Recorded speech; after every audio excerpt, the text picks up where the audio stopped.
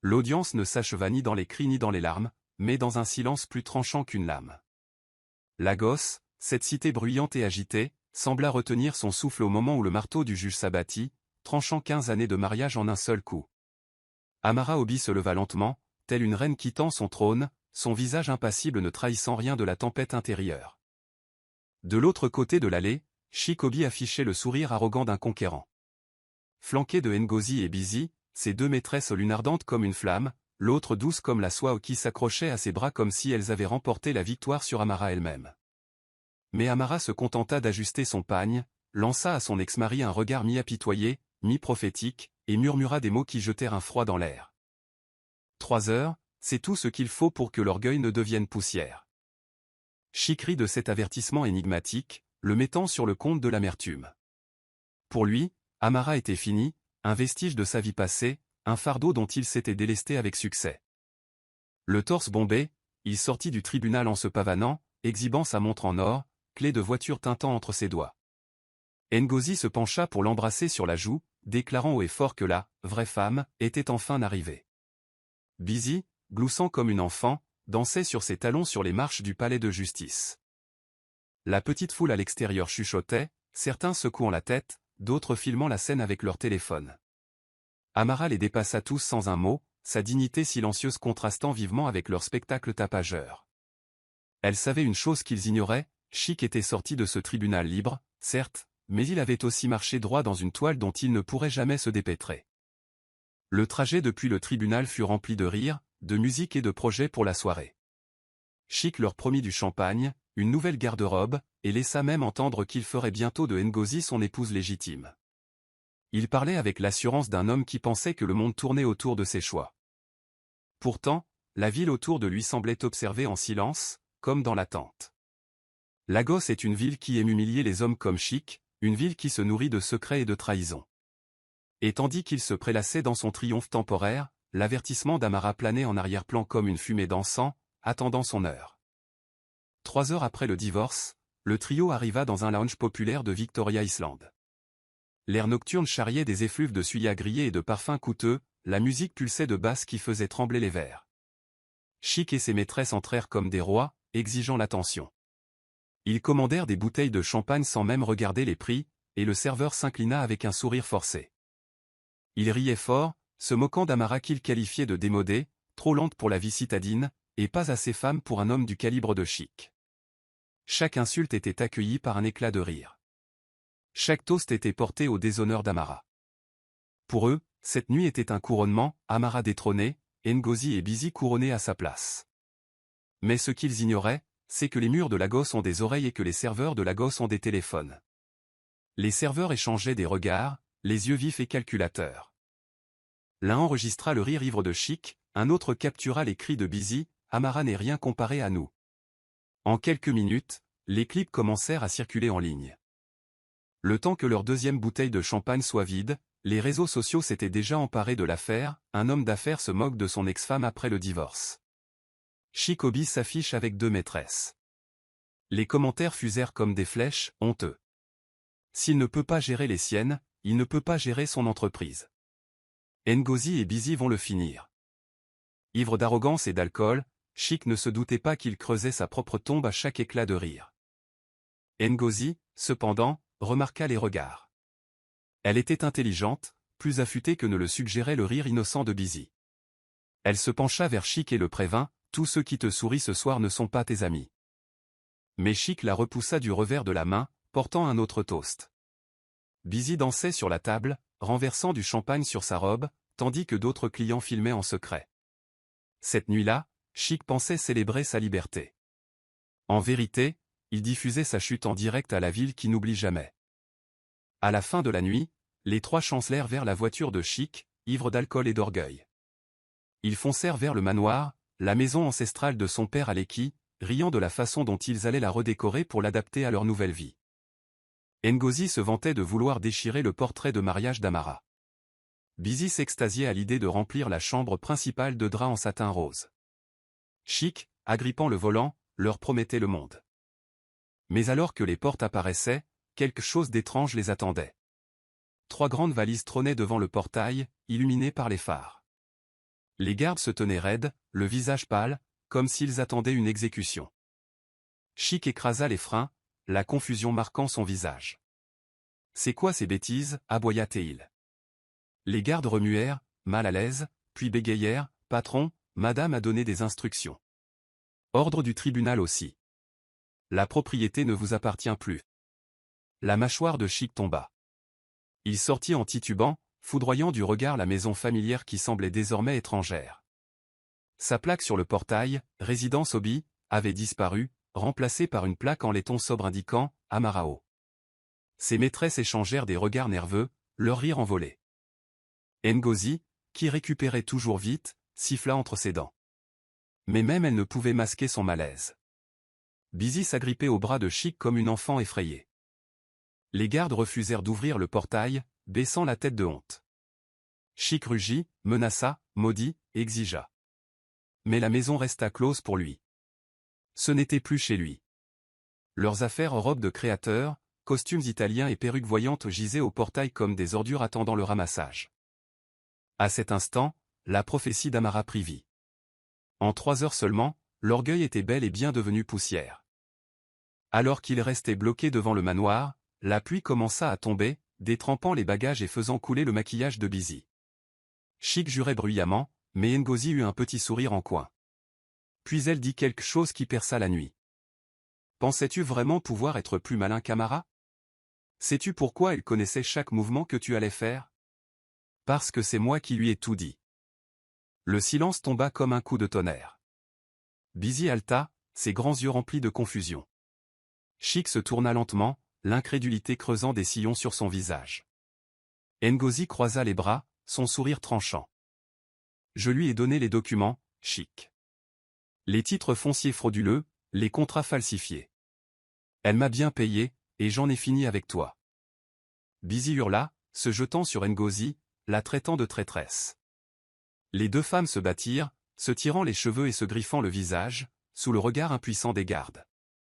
Chic tenta de les séparer, mais en vérité, ses genoux étaient faibles, son monde s'écroulait.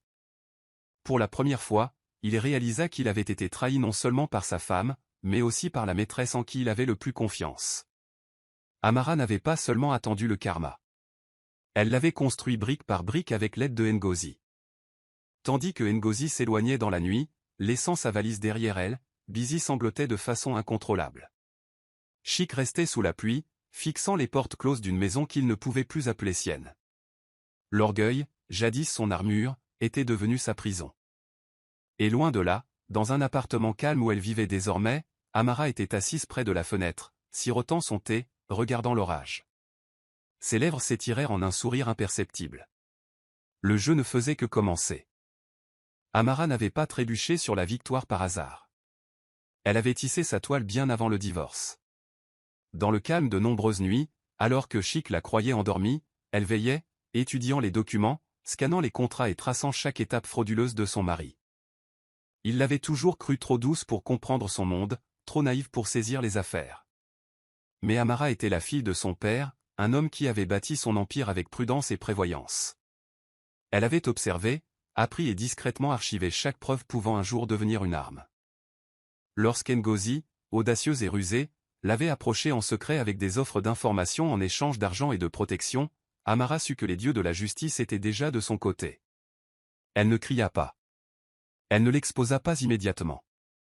Elle se contenta de collecter, de préparer et de sourire, attendant le moment où l'arrogance de Chic l'aveuglerait au point de le faire tomber dans le piège. Pendant que Chic exhibait Ngozi et Busy dans les hôtels et les clubs tapas à accent grave l'œil, Amara était dans les salles de conseil, négociant avec des avocats et murmurant à l'oreille d'investisseurs clés. Beaucoup avaient admiré sa force tranquille au fil des ans. Et lorsqu'elle révéla les transactions imprudentes de son mari, ils n'hésitèrent pas à l'écouter. Un par un, les piliers que Chic croyait siens basculèrent de son côté. Elle devint la tempête silencieuse qu'il n'avait jamais vue venir, le poignard sous le gant de velours. Chaque mouvement juridique était précis, chaque étape conçue non seulement pour assurer sa liberté, mais pour garantir que, le moment venu, Chic n'aurait nulle part où fuir. À Lagos, les femmes comme Amara sont sous-estimées jusqu'à ce qu'il soit trop tard. Elle portait la dignité comme une armure, le silence comme une arme et la patience comme un feu. Elle avait enduré des années d'humiliation, voyant Ngozi parader chez elle, sentant le parfum de Busy sur la chemise de son mari. Mais chaque insulte avait été stockée comme du petit bois pour un futur brasier. Maintenant, l'incendie avait commencé, et bien que Chic rit et but, moquant son nom dans les salons et les tribunaux, elle tenait déjà les clés de sa perte. Le lendemain matin de la célébration, Chic entra dans son bureau avec sa fanfaronnade habituelle. Mais à midi, des fissures commencèrent à apparaître. Sa secrétaire, d'habitude prompte aux salutations, évitait son regard. Son téléphone vibrait sans cesse, non pas de félicitations, mais d'avertissements. Les investisseurs étaient alarmés. Les clients, ayant vu ses frasques virales, questionnaient désormais sa stabilité. Dans le monde des affaires nigérian, la réputation est une monnaie, et Chic avait dépensé la sienne imprudemment en une nuit. Dans les réunions, les murmures s'amplifiaient. Comment un homme pouvait-il diriger des projets multimillionnaires s'il ne pouvait même pas gérer son propre foyer? S'il ne peut commander chez lui, il ne peut commander en salle de réunion, dit un associé sans détour, et les autres acquiescèrent. Ngozi, sentant le vent tourner, commença à se retirer discrètement. Elle n'affichait plus sa connexion avec Chic, mais prenait ses distances dans les conversations, comme si elle n'avait jamais été la femme à ses côtés dans ses vidéos. Sa vivacité d'esprit avait toujours été sa force, et maintenant elle devenait son bouclier. Elle se positionna comme quelqu'un ayant failli être pris dans l'orbite de Chic, mais non détruit par elle. Busy, en revanche, s'accrochait à lui plus fort, effrayée de perdre la promesse de richesse et de pouvoir qu'elle avait si avidement revendiquée. Sa jeunesse et son désespoir l'aveuglaient. Elle ne voyait pas que la maison brûlait déjà.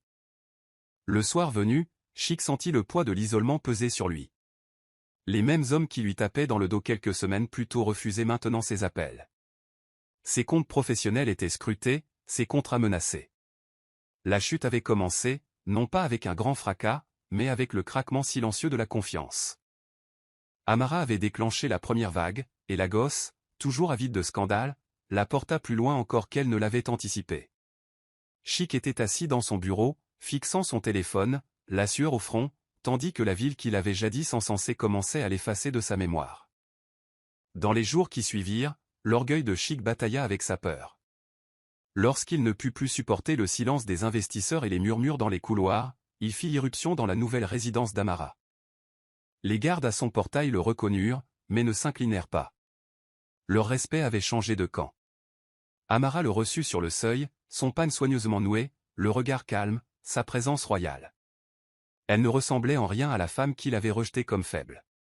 Derrière elle, le salon brillait chaleureusement, empli d'une dignité tranquille, tandis que Chic restait dehors, suant de colère et de désespoir. Amara, aboya Théil. C'est quoi ces bêtises? Tu crois pouvoir me déshonorer? Tu crois pouvoir prendre ce qui est à moi? Elle l'étudia un long moment, puis parla avec un calme glaçant. Qu'est-ce qui est à toi, Chic? La maison que tu as volée au nom de mon père? Les contrats que tu as falsifiés avec des mensonges? Ou le respect que tu as troqué contre des rires bon marché? Ces mots le transpercèrent. Il voulait rugir, l'abattre d'insultes. Mais il vit quelque chose dans ses yeux qu'il n'avait jamais vu auparavant. Le pouvoir. Pas le pouvoir bruyant et m'as-tu vu qu'il étalait dans les bars et les conseils d'administration, mais le pouvoir silencieux et inébranlable de quelqu'un qui avait construit soigneusement, pièce par pièce, pendant que lui se consumait. Elle mit fin à leur confrontation par une phrase. Je t'avais prévenu. Ce que tu as bâti sur des mensonges finira toujours par s'effondrer. Chic partit en tremblant, sa colère bouillonnant, mais son cœur frémissant de quelque chose de pire. La peur. Il conduisit imprudemment à travers les rues de Lagos, essayant de noyer ses mots avec de la musique forte et les réassurances superficielles de Busy. Mais la voix d'Amara le suivait comme un écho dans la nuit. Amara n'avait pas crié. Elle n'avait pas maudit. Elle n'avait pas supplié. Et d'une certaine manière, ce silence le terrifiait plus que tout. Pendant ce temps, Ngozi était assise dans un café mal éclairé, ses lunettes de soleil cachant son visage alors qu'elle glissait une enveloppe sur la table. En face d'elle était assise Amara, sereine comme toujours, feuilletant des documents détaillant les transactions les plus sombres de Chic. Tu as bien agi, dit doucement Amara, rangeant les papiers dans son sac. Ngozi eut un sourire en coin, bien que ses yeux trahissent son malaise. Je veux juste ma part. Chic pensait pouvoir faire de moi sa reine, mais je ne m'assois pas aux côtés des rois qui tombent. Je ne m'assois qu'avec ceux qui s'élèvent. Leur pacte fut scellé dans le silence. La trahison de Ngozi n'était pas née d'une loyauté envers Amara, mais d'une loyauté envers elle-même. Elle avait vu des hommes comme Chic s'élever et tomber auparavant, et elle n'avait aucune intention de couler avec lui. Mais ce qu'elle ne réalisait pas, c'est qu'Amara ne la voyait pas comme une alliée. Elle la voyait comme un outil. Un outil tranchant, certes, mais qui serait jeté dès que son travail serait terminé. Pour l'instant, cependant, leurs intérêts s'alignaient, la ruine de Chic. Alors que Ngozi quittait le café, ses talons claquant sur le trottoir, elle ressentit un frisson de pouvoir. Mais le pouvoir à Lagos est un ami inconstant. Il vous flatte le matin et vous trahit le soir. Amara la regarda partir, le visage illisible, l'esprit déjà 3 coups en avance. Elle savait que l'ambition de Ngozi était aussi dangereuse que l'arrogance de Chic. Et le moment venu, tous deux brûleraient dans le même feu. Pour l'heure, la tempête continuait de s'accumuler, et Chic restait béatement inconscient que son plus grand ennemi n'était plus à l'extérieur de son cercle, mais déjà assis en son sein. Cela commença par une simple enveloppe. Chic la trouva sur son bureau un matin, laissée par des mains invisibles. À l'intérieur se trouvaient des copies d'actes fonciers qu'il avait falsifiés, des contrats qu'il avait trafiqués et des signatures qui n'étaient pas les siennes, mais portaient son sceau d'approbation. La panique le traversa lorsqu'il réalisa que quelqu'un avait fouillé dans les ombres de son empire. Il se précipita vers Ngozi, certain qu'elle le rassurerait, certain qu'elle était la seule assez intelligente pour l'aider à traverser de telles tempêtes. Mais lorsqu'il fit irruption dans son appartement, son monde se fissura davantage. Sur sa table gisaient de nouveaux documents, d'autres preuves de ses crimes, soigneusement disposés comme s'ils attendaient un visiteur. Ngozi ne parut pas surprise. Elle croisa simplement les jambes lentement, le visage calme alors qu'elle admettait, « Oui, Chic. J'ai tout donné à Amara. » Sa fureur fut volcanique. Il lui saisit le poignet, exigeant de savoir pourquoi elle le trahissait après tout ce qu'il lui avait donné. Mais le rire de Ngozi fut tranchant, le coupant comme du verre. « Tu penses que l'argent fait tout? Chic, je ne construis pas sur des sables mouvants. Tu es fini, et je ne coulerai pas avec toi. Amara m'a offert ce que tu n'as jamais pu, la sécurité. » Ces mots enfoncèrent le couteau plus profondément, et pour la première fois depuis des années, Chic se sentit impuissant. Sa voix se brisa de rage, ses mains tremblèrent d'humiliation, et il réalisa que la maîtresse qu'il croyait être sa forteresse avait été l'espionne même qui abattait ses murs. Il quitta sa maison brisée, son orgueil s'écoulant de lui comme de l'eau. Les rues de la ville se moquaient de lui, chaque panneau publicitaire, chaque voiture qui passait semblait porter les murmures de sa chute. Il se repassa l'avertissement d'Amara, 3 heures pour que l'orgueil devienne poussière, et réalisa que c'étaient les mains de Ngozi qui avaient dispersé les cendres. À la tombée de la nuit, il ne se battait plus seulement pour son entreprise, mais pour son nom, et il savait que la bataille penchait déjà contre lui. Busy avait toujours été la plus douce des deux maîtresses, jeune, naïve, portée par l'ivresse d'avoir été choisie. Mais en voyant Chic s'effondrer, la peur lui serra le cœur. Elle avait tout abandonné à l'approbation de sa famille, sa dignité, sa jeunesse pour se tenir à ses côtés. Et maintenant, le même homme qui lui avait promis bague et manoir tremblait comme un garçon dépouillé de ses jouets. La panique engendra le désespoir, et le désespoir engendra la cruauté. Un soir, alors qu'ils étaient assis dans sa maison désormais silencieuse, elle se tourna vers lui, les yeux humides, mais la voix froide. « Si tu ne m'épouses pas maintenant, Chic, j'irai voir Amara moi-même. Je rejoindrai Ngozi. Je lui dirai tout ce que je sais. » Chic la fixa avec incrédulité, incapable de concilier la douce fille qui gloussait autrefois à ses blagues avec la femme endurcie qui brandissait maintenant le chantage. Mais les larmes de Busy étaient réelles. Sa peur était brute. Elle se voyait couler, et dans sa jeunesse, elle croyait qu'un mariage avec Chic pouvait encore la sauver du déshonneur. « Tu m'as promis, Chic, sanglota-t-elle. Tu as dit que je serais l'épouse. » Sa voix se brisa, mais sa menace resta tranchante comme l'acier. Chic essaya de la calmer, essaya de lui promettre le monde à nouveau, mais ses mots manquaient de poids. Busy avait vu les fissures dans son empire, et la peur lui avait appris que les promesses ne signifiaient rien quand un homme n'avait plus le pouvoir de les tenir.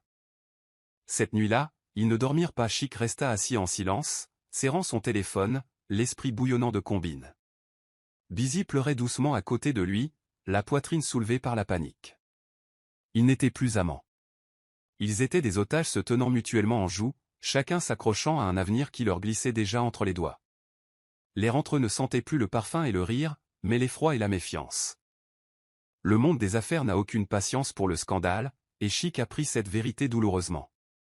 Lors d'une réunion cruciale avec des investisseurs, il entra avec son costume sur mesure habituel, espérant que son charme pourrait effacer les murmures. Mais la salle était plus froide que l'harmattan en hiver. Les hommes et femmes qui se levaient autrefois à son entrée le reconnaissaient à peine. Il commença son discours, la voix suave, les gestes assurés, mais à mi-chemin, un investisseur leva la main et le coupa. « Monsieur Hobby, dit-il sèchement, comment attendez-vous de nous que nous fassions confiance à un homme qui ne peut pas commander son propre foyer? Si votre maison est un chaos, votre entreprise ne peut être en ordre. » Les mots tombèrent lourdement, et le silence qui suivit fut assourdissant. La mâchoire de Chic se serra, sa gorge devint sèche. Il essaya de se défendre, d'argumenter que la vie privée n'avait rien à voir avec les affaires. Mais les visages des investisseurs restèrent de marbre. Un par un, ils fermèrent leurs dossiers, marmonnant à propos de risques et de réputation. Son empire, jadis bâti sur des poignées de main et de la confiance, s'effondrait plus vite qu'il ne pouvait le sauver. Il quitta la salle trempé de sueur, sa cravate desserrée, son orgueil brisé. Pour la première fois de sa vie, il sentit le poids de la véritable insignifiance, comme un roi dont la couronne avait été arrachée devant toute sa cour. Dehors, les journalistes traînaient, leurs questions tranchantes comme des dagues. « Monsieur Hobby, est-il vrai que votre femme possède les parts de l'entreprise maintenant? Monsieur Hobby, qu'en est-il des allégations de fraude ?» Leurs microphones ressemblaient à des lances contre sa poitrine. Il les bouscula, les yeux rouges, l'esprit tourbillonnant. À chaque coin de rue, l'ombre d'Amara l'attendait, silencieuse et constante. Chaque miroir qu'il passait ne reflétait plus l'homme puissant qu'il était autrefois, mais un homme brisé, trébuchant dans le déshonneur. Dans le chaos, deux femmes qui se méprisaient, Ngozi et Busy, se retrouvèrent face à la même vérité, Chic n'était plus leur planche de salut. Leur rivalité avait été bruyante, vicieuse et amère, mais la nécessité les força à la même table. Amara avait habilement suggéré à toutes deux, dans des murmures séparés, « Vous serez plus en sécurité en l'exposant qu'en le protégeant. » La graine avait pris racine. Ainsi, dans un bar sombre sur le continent, loin des lounges scintillants qu'elle fréquentait autrefois, Ngozi et Busy s'assirent ensemble pour la première fois, non pas comme rivales, mais comme partenaires réticentes. Leur conversation était épaisse de tension. Busy accusait Ngozi de trahison. Ngozi se moquait de la bêtise de Busy. Mais toutes deux admirent une vérité, la survie importait plus que l'orgueil. Chic les avait utilisés, leur avait menti, leur avait promis le paradis tout en les entraînant en enfer. La présence silencieuse d'Amara planait dans leurs pensées, sa dignité contrastant vivement avec leur désespoir. Et ainsi, en trinquant amèrement, elles conclurent un pacte fragile, livrer Chic à sa propre destruction et peut-être se sauver elle-même dans le processus. Aucune d'elles ne savait qu'Amara avait déjà 3 coups d'avance. Depuis l'ombre, elle avait orchestré non seulement leur alliance, mais le moment de leur trahison. Elle pensait jouer son jeu pour se sauver, mais en réalité, elles étaient des pièces déplacées sur son échiquier. Pour Amara, il ne s'agissait pas seulement de vengeance, mais de justice ou une justice lente et poétique qui dépouillait Chic de tout ce qu'il avait vénéré, son orgueil, ses femmes, son empire, son nom. Et dans les coins silencieux de la ville, Lagos elle-même semblait applaudir ses mouvements, car la ville sait comment honorer la chute des hommes arrogants. Chic était un homme en train de se noyer, s'agrippant à tout ce qui ressemblait à un canot de sauvetage. Lorsqu'Ngozi et Busy revinrent vers lui en rampant, à moitié volontaires, à moitié forcés par les circonstances, il vit sa chance. Il les accueillit les bras tremblants, prononçant des mots trempés de miel, mais forgés dans le désespoir. « Nous sommes toujours une famille, leur dit-il, le sourire mince, la voix à vif. Mais dans son cœur, il complotait.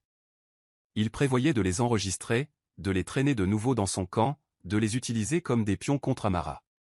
Dans son esprit, elles étaient des femmes faibles et sottes qui pouvaient encore être manipulées.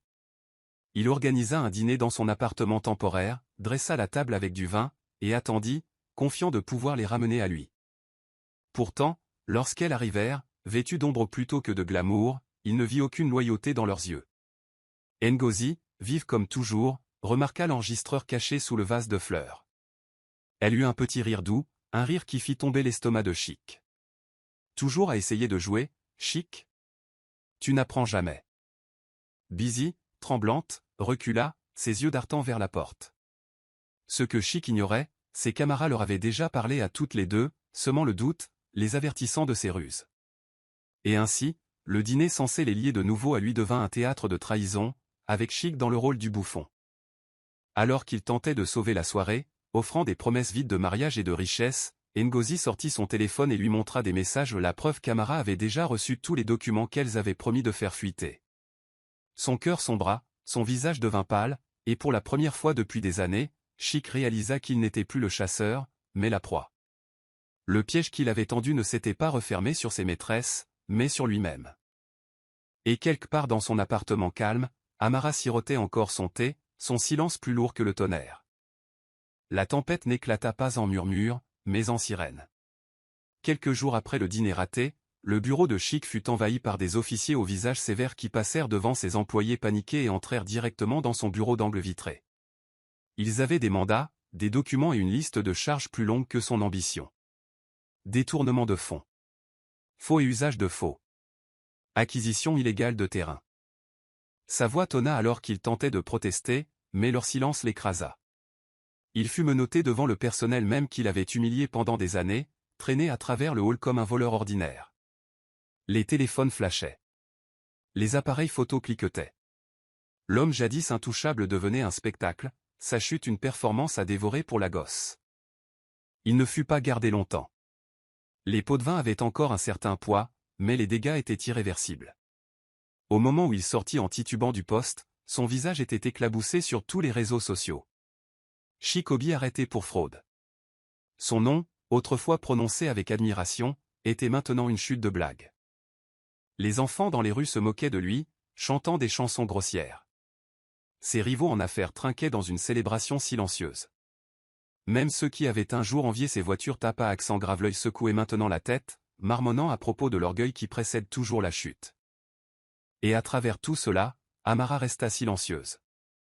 Elle ne triompha pas. Elle ne maudit pas. Elle n'accorda même pas d'interview. Son silence était plus puissant que n'importe quel gros titre, son absence plus lourde que son déshonneur. Chic réalisa alors qu'elle avait maîtrisé ce qu'il ne pourrait jamais, l'art de laisser le monde détruire un homme pendant qu'elle se contentait de regarder.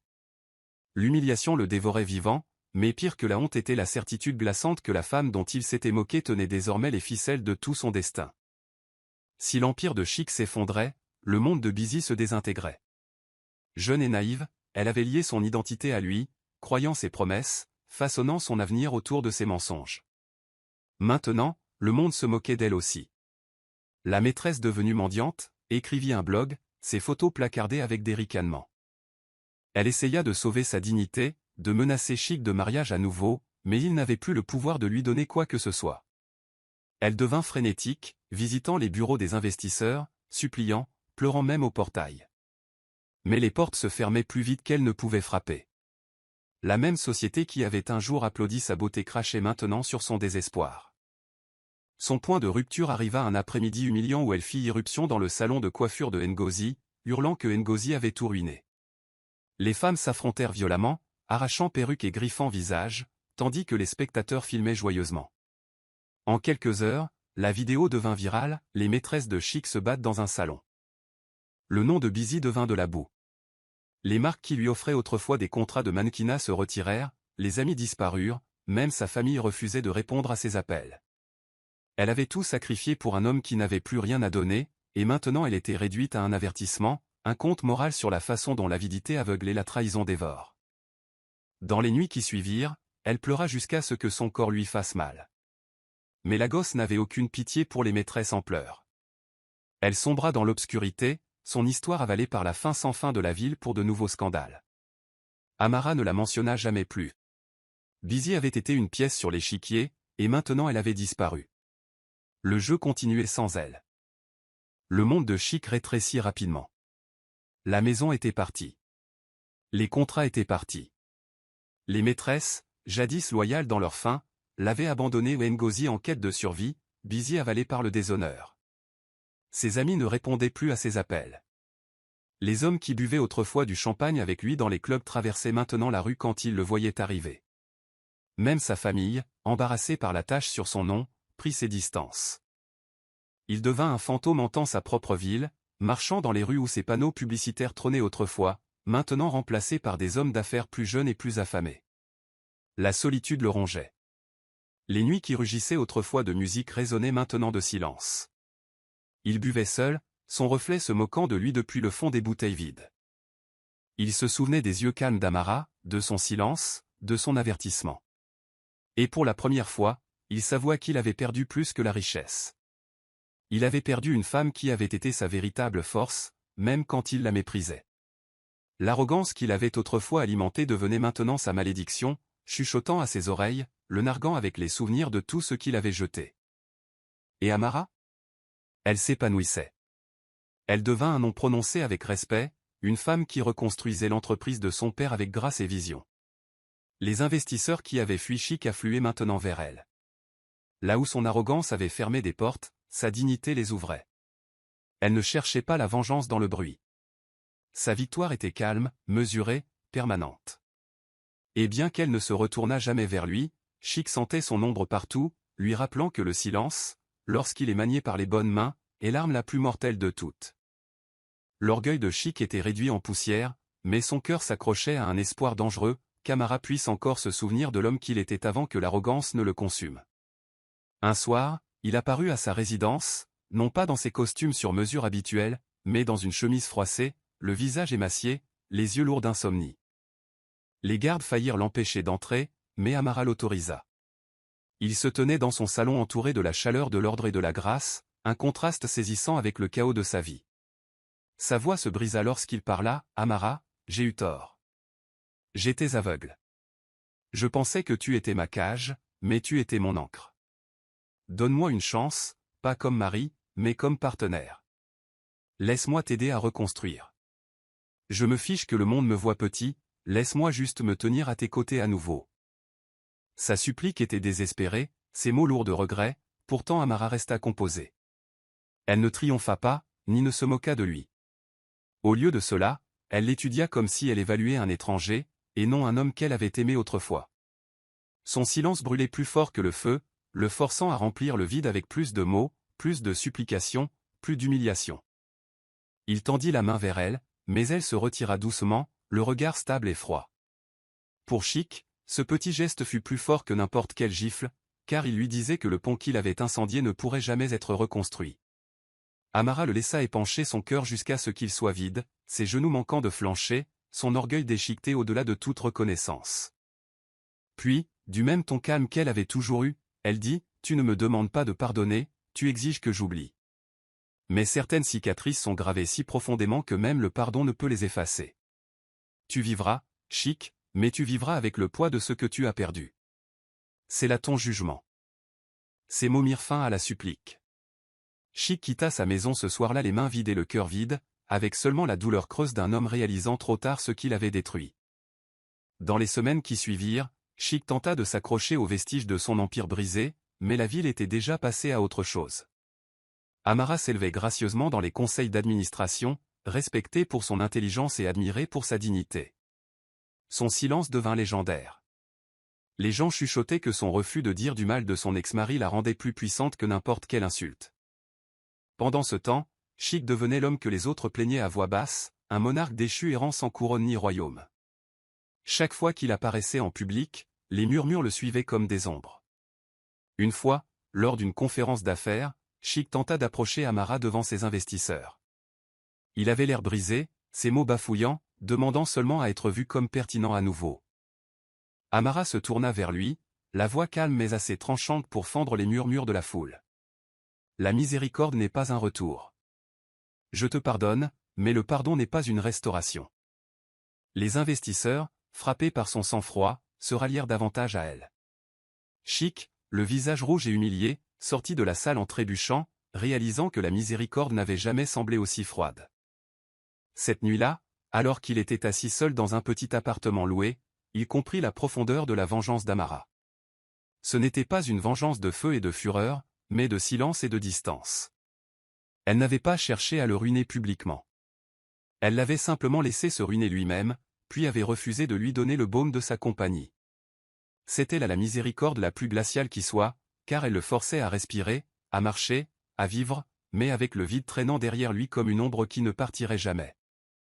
Ngozi, qui se croyait autrefois intelligente pour s'être rangée du côté d'Amara, découvrit bientôt le goût amer d'être un outil jeté après usage. Au début, elle se prélaissa dans son gain, affichant son indépendance dans de petits cercles, se déclarant la femme qui avait déjoué à la fois le mari et la femme. Mais les murmures devinrent plus froids avec le temps. Les gens commencèrent à la voir non pas comme intelligente, mais comme dangereuse, un serpent indigne de confiance qui avait trahi un homme et aidé à en détruire un autre. Les hommes d'affaires l'évitaient, les cercles sociaux la fuyaient, et bientôt même l'argent qu'Amara lui avait donné sembla être des cendres entre ses mains. Désespéré de retrouver une pertinence, Ngozi retourna voir Amara, exigeant un autre partenariat, une autre faveur. Elle plaida qu'elles avaient toutes deux joué le même jeu, qu'elle méritait un siège à la table qu'elle avait aidé Amara à sécuriser. Mais Amara ne lui donna que le même regard qu'elle avait autrefois donné à Chic, un regard qui voyait à travers l'orgueil et mettait à nu. Ngozi, dit-elle doucement, tu n'as jamais été ma partenaire, tu étais mon instrument, et maintenant tu n'es plus nécessaire. Sur ce, elle se détourna, laissant Ngozi sans voix, brisée par la réalisation qu'elle n'avait pas été une faiseuse de reine, seulement un pion écarté une fois l'échiquier modifié. Dès lors, Ngozi devint un fantôme dans la ville, toujours vivante, respirant toujours, mais dépouillée d'influence. Elle hantait les mêmes lounges qu'elle dominait autrefois, inaperçue et insignifiante. Et en voyant le nom d'Amara briller plus fort, Ngozi finit par comprendre la vérité la plus cruelle, la trahison apporte un profit temporaire, mais un exil permanent. À la fin, elle aussi avait été avalée par le silence d'Amara. L'image finale de Chic ne fut pas celle d'un homme dans des salles de conseil ou des lounges, mais celle d'une silhouette assise aux portes du manoir qu'il appelait autrefois sa maison. Ses bagages, jadis jetés dans le déshonneur, avaient disparu, mais le souvenir de cette nuit persistait. Il était assis sur le trottoir, fixant la plaque en laiton qui ne portait plus que le nom d'Amara. Ses yeux étaient vides, ses épaules voûtées, ses mains tremblantes alors qu'il chuchotait à personne d'autre qu'au vent. La maison n'était pas à lui, la femme n'était pas à lui, l'avenir n'était pas à lui. Tout ce qu'il avait, c'était la mémoire, et la mémoire est un héritage cruel. À l'intérieur des portes, Amara marchait dans ses jardins, ses pas gracieux, sa voix donnant des instructions aux ouvriers. Elle ne regarda pas vers le portail, bien qu'elle sût qu'il était là. Elle n'en avait pas besoin. Sa présence ne suscitait plus ni colère, ni pitié, ni même triomphe.